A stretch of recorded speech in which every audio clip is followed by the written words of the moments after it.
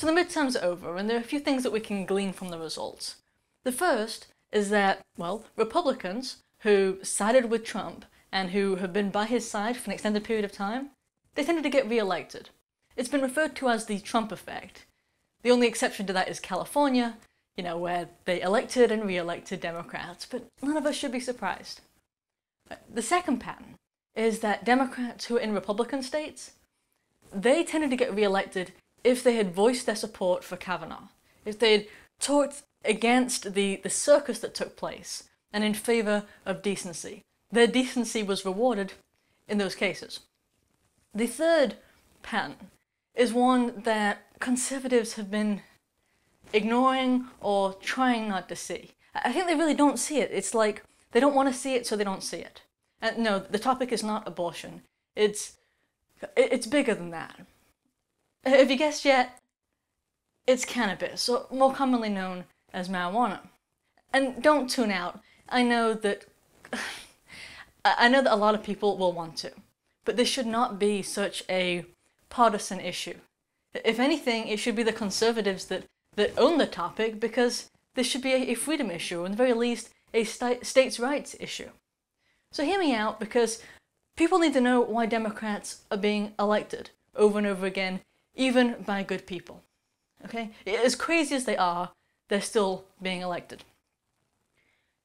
Just in the 2018 midterm elections, just this one, Michigan, to start with, Michigan legalized recreational marijuana.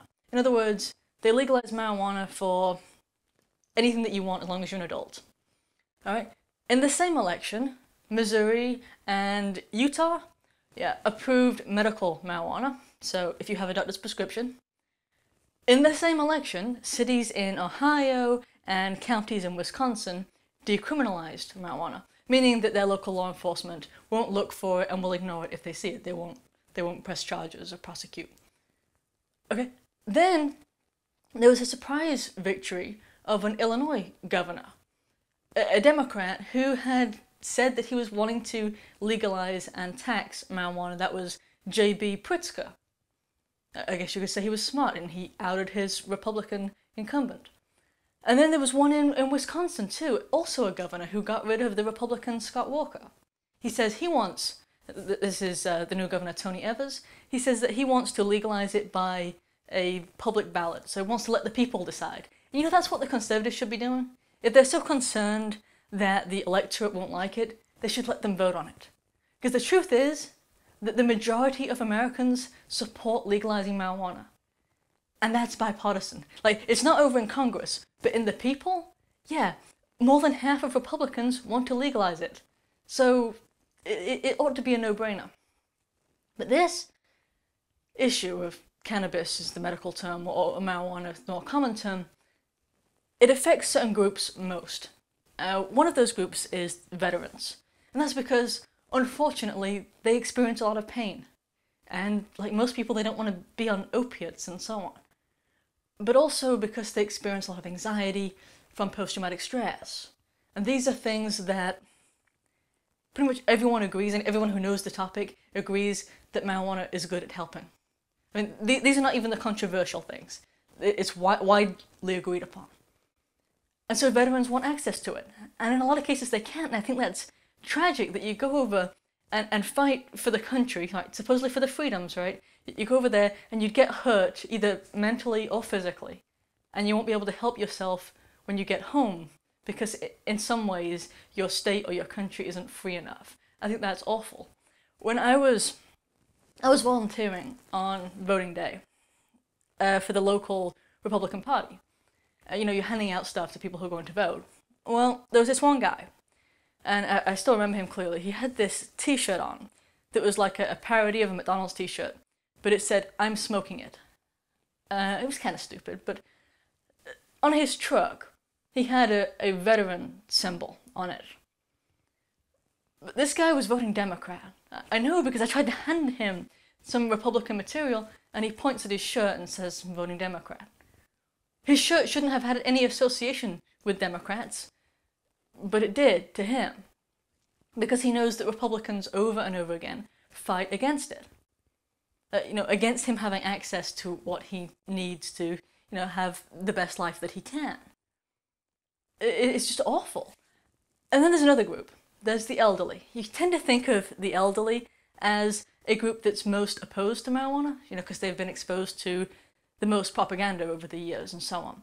But they experience chronic pain. So now that group is coming around. Especially in groups where it's already legal, like places like Colorado, you see a lot of elderly people, benefiting from it. Then there's the obvious group, which is young voters. Young voters overwhelmingly support marijuana legalization, regardless of whether they're conservative or Democrat. It doesn't matter. Young people do. And they tend to see it as a moral issue. And that's where they differ, I think, from a lot of, say, older voters, because they see an inherent immorality in locking someone up for just using a plant. They don't see why that's okay. And frankly, I don't either. I think it's kind of blasphemous, or actually blasphemous, to imprison someone for using a God-given medicinal herb that's actually beneficial. I mean, and this is something that appeals to single-issue voters. A lot of those young voters are single-issue voters. And you can, kind of talk crap about them if you want, but the reality is that this topic brings people out to vote when they otherwise wouldn't vote at all. It's not just that you're switching them from being conservative to being Democrat or what have you.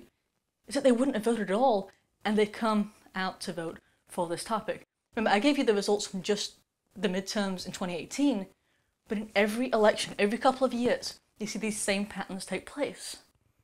And we've got this massive opiate crisis, with thousands of deaths from the opiates themselves. Either from the pharmaceuticals, the OxyContin and so on, or from heroin, which used to be prescribed, by the way. But it was put out by Bayer Pharmaceuticals. That's an interesting history. But either from those, or they're just dying from suicides, from chronic pain, because they can't get access anymore, because now the government is saying, no, you can't have access to opiates. It's just so awful. And marijuana doesn't kill you. I mean, that's the bottom line. It doesn't kill you, and it's not addictive, and it does help with pain. Both short-term if you've got a migraine, or long-term if you've got chronic pain. Some of my favorite online pundits, if you like, are younger conservatives, like Steven Crowder and Ben Shapiro. I've heard both of those, and some others like them, say things like, well, this isn't an issue that I care about much, or that's not that big of an issue. They just kind of dodge it and push it to the side. But they're wrong. It is a huge issue, and they should care about it. As I said before, to a lot of people, myself included, it's a deeply moral issue. And yes, that will bring people out to vote, but it also makes people care. I mean, a lot of people seriously care about this issue. It's not about people, sitting at home getting high. It's just not. And it seems kind of hypocritical for conservatives to say, we're small government and pro-freedom, whilst at the same time, seeking the federal government, telling states that they need to restrict the freedoms of their individual citizens. You see, it's really hard to argue with a Democrat that you're for small government whilst there's that piece of, frankly, they're right, hypocrisy, because it is.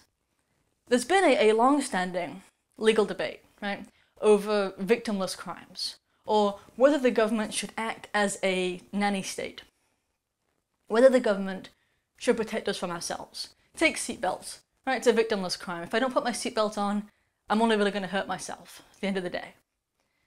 And, you can take both sides on that, but marijuana, it's worse than a victimless crime because the person isn't actually hurting himself. He's actually helping himself. You see what I'm saying? Whether it's with pain or post-traumatic stress or seizures, especially in the case of CBD, you've got seizures. Yeah, which is an extract from marijuana, by the way. He's actually helping himself. So it's not even victimless. You're preventing him from getting better, from helping himself. Do you see the immorality of that? I hope that you do, at least to be able to empathize with other people on this. Okay. Now, there's also the pragmatic angle. So let's take the worst case scenario, right? The one who's in drug commercials. The The guy who's just sitting on the couch and there's smoke filling the room and he's doing nothing but maybe playing a video game or something like that. Yeah, that's the guy who has no drive or ambition, doesn't have a job. Then you have to ask, okay, how much tax money should we spend imprisoning him? It's a serious question. Okay? We're a nation that's in debt. How much of your money should we spend to lock him away? When you talk about federal prisons, you're talking about $31,000 a year. If you're talking state prisons, it varies hugely, but it goes up to a maximum of about $60,000 a year to lock away the guy who wasn't hurting anybody. He just wasn't doing anything. And you have to wonder in those cases, would the person have done something without the marijuana? Or was he just, someone who was more depressed, or somebody who was less driven, less inspired, and therefore was using the marijuana because of those things? Right? But either way, does it really make sense to lock him up? Does it make sense so that he has worse job prospects later, because he will after a conviction, for anything, including marijuana possession? Does that make sense? Make it even harder for that guy to get a job? I don't think it does. I think it makes sense to tax marijuana so that that guy's actually contributing to the economy and we're paying back some of our debt, perhaps. Or so at least not growing in debt constantly. Yeah. See, our policies actually don't make sense right now. They're not even rational. And President Trump is unique in that he supports making this a states' rights thing, right? So that you remove marijuana from the Controlled Substances Act. In fact, in June of 2018, he publicly stated that he supports Cory Gardner, who is a Republican senator from Colorado, who is proposing a bill to remove marijuana from the Controlled Substances Act. That act, by the way, was put in place by Richard Nixon. It was evil. And it allows the DEA, the Drug Enforcement Agency, to add any substance that they wish to a list of things that they can arrest people for. They just declare it a drug, and that's it. And then that same agency can then go and arrest people for it. They write the law and then enforce it in a sense. It's awful. But anyway, Trump supports Cory Gardner. He supports the effort to remove marijuana from the Controlled Substances Act so as to leave it up to the states. And at the very least, conservatives should be supportive of that, and in the very least. And it's rare for someone of Trump's generation, right, of that generation, you again think of someone who's been through a lot of propaganda, who's heard a lot of, frankly, crap about marijuana over the years.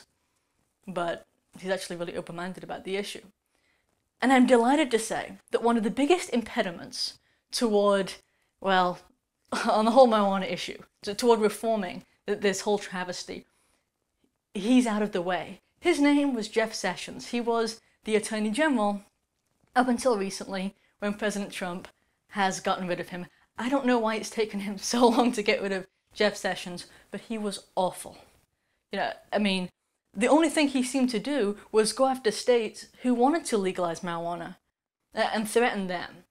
That was all he did. On anything non-marijuana related, he'd recuse himself. So he didn't want anything to do with that.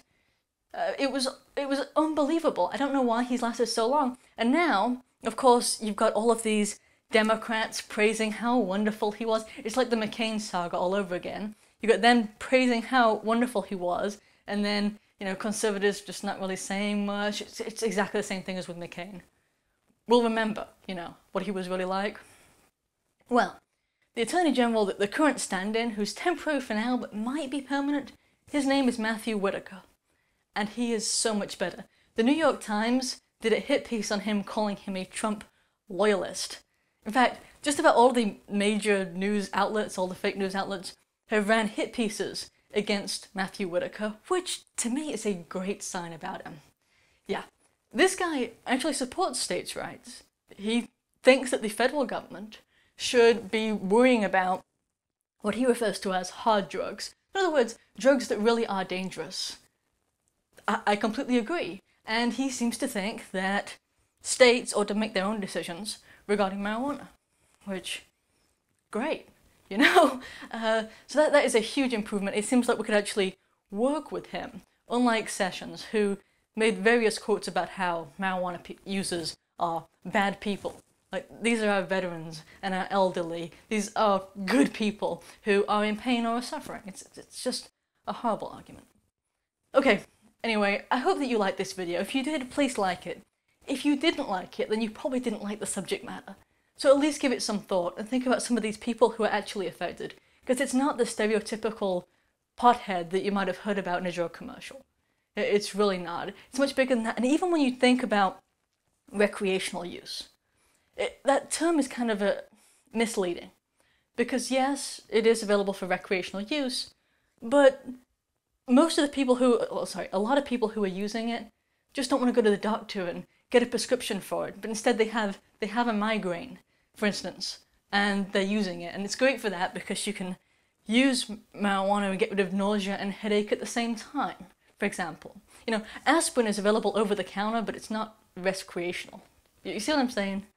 Okay, anyway, yeah, so please like it if you like it, and subscribe if you haven't already. I've also got a link in the description with other ways that you can subscribe, and a second link with ways that you can support these videos. Thank you so much to those who have already. You guys are awesome. Alright, have a good one. Thank you. Check out our official products at our home site, healthwise.org. We have been helping people to live better and healthier lives for a decade. Our products tend to be more effective than other products as they work with nature instead of against it. We recommend our Colloidal Copper Lotion, which is our flagship product, or everyone's favorite, the Dental Cleanser. Thank you for listening and for your support.